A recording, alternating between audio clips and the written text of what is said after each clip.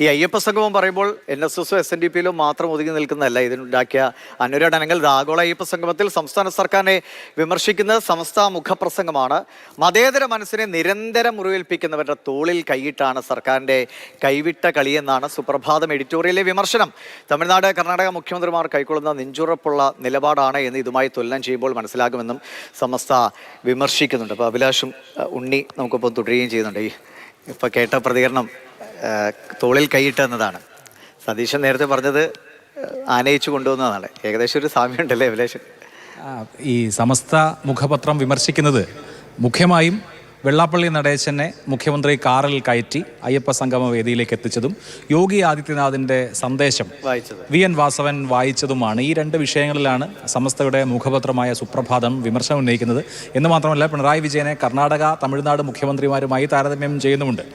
നമുക്കറിയാം, സനാതന ധർമ്മ വിഷയത്തിൽ തമിഴ്നാട് സർക്കാർ എടുത്തിട്ടുള്ള നിലപാട്, അതുപോലെ തന്നെ ഈ അടുത്ത മൈസൂർ ദസറയുടെ ഉദ്ഘാടനവുമായി ബന്ധപ്പെട്ട് സിദ്ധരാമയ്യ ഭാനു മുഷ്താഖിൻ്റെ അവരെ ഉദ്ഘാടനത്തിന് ക്ഷണിച്ചതുമായി ബന്ധപ്പെട്ട വിഷയത്തിൽ വളരെ കൃത്യമായ നിലപാട്, അല്ലെങ്കിൽ വളരെ ശക്തമായ നിലപാട് സിദ്ധരാമയ്യ സ്വീകരിച്ചിരുന്നു. ഈ രണ്ട് സംഭവങ്ങളാണ് സമസ്തയുടെ മുഖപത്രമായ സുപ്രഭാതം കമ്പയർ ചെയ്യുന്നത്.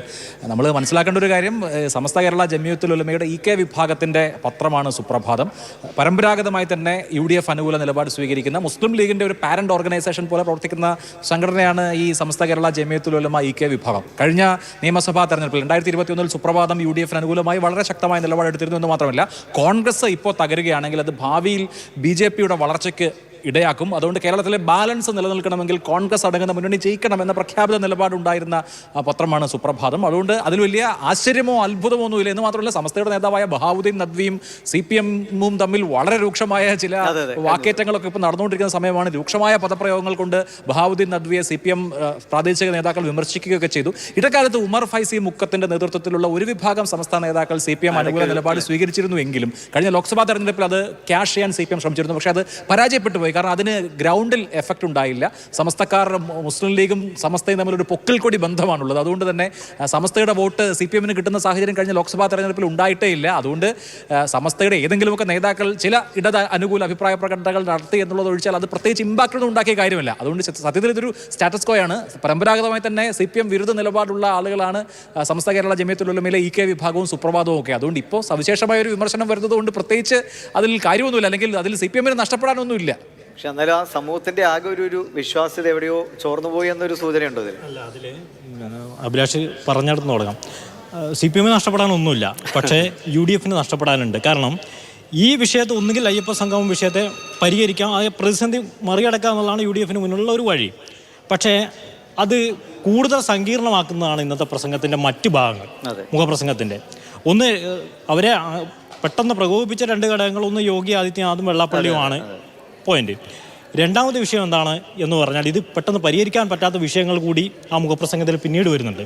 അതാണ് UDF-നെ ഈ പ്രശ്നം സങ്കീർണമാക്കുക. അതായത് ജാതി സെൻസസിനെ എതിർക്കുന്ന NSS-ഉമായി എങ്ങനെ പൊരുത്തപ്പെടാൻ കഴിയുമെന്നാണ് സമസ്ത ചോദിക്കുന്നത്.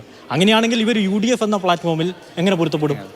അങ്ങനെ പരമ്പരാഗത സംവിധാനത്തിൽ NSS-ഉം അല്ലെങ്കിൽ ആ സംവിധാനങ്ങൾ ഒരു ഭൂരിപക്ഷ സമുദായത്തിൻ്റെയും ക്രിസ്ത്യൻ ന്യൂനപക്ഷത്തിൻ്റെയും മുസ്ലിം ന്യൂനപക്ഷത്തിൻ്റെയും ഒക്കെ ഒരു സംഗമമാണല്ലോ UDF. ഇവിടെ എങ്ങനെ യോജിക്കും? ആ ക്ലാഷ് എങ്ങനെ പരിഹരിക്കും? അതാണ് UDF-ന് മുന്നിൽ പ്രശ്നമായി വരിക. അല്ല, ഇതിലൊക്കെ ഇപ്പോൾ നമ്മുടെ നേതാക്കളും ഒക്കെ പറയുന്നത് ഇതെല്ലാം പിന്തുണയെല്ലാം പ്രശ്നാധിഷ്ഠിതമാണെന്നാണ്. ഓരോ വിഷയങ്ങൾക്കനുസരിച്ചും അവർ പിന്തുണ പ്രഖ്യാപിക്കലാണ്.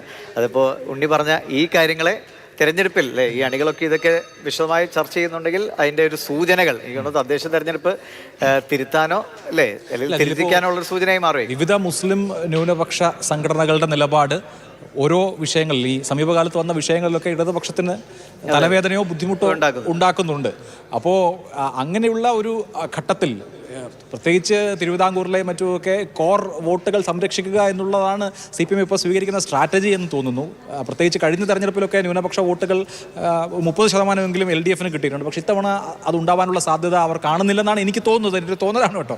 അപ്പോൾ സമസ്ത പോലെയുള്ള സംഘടനകൾ ഇങ്ങനെയുള്ള നിലപാട് കടുപ്പിക്കുകയാണ് എങ്കിൽ അത് ഏതൊക്കെ തരത്തിലുള്ള പ്രതിഫലനം ഉണ്ടാക്കുമെന്ന് നമുക്കിപ്പോൾ ഉറപ്പിച്ച് പറയാൻ പറ്റില്ല. ഒന്നും എപ്പോഴും രണ്ടാവണമെന്നില്ലല്ലോ. അത് മാത്രമല്ല, കേരളം മൊത്തം ഒരേ പാറ്റേണിലും ആയിരിക്കില്ല.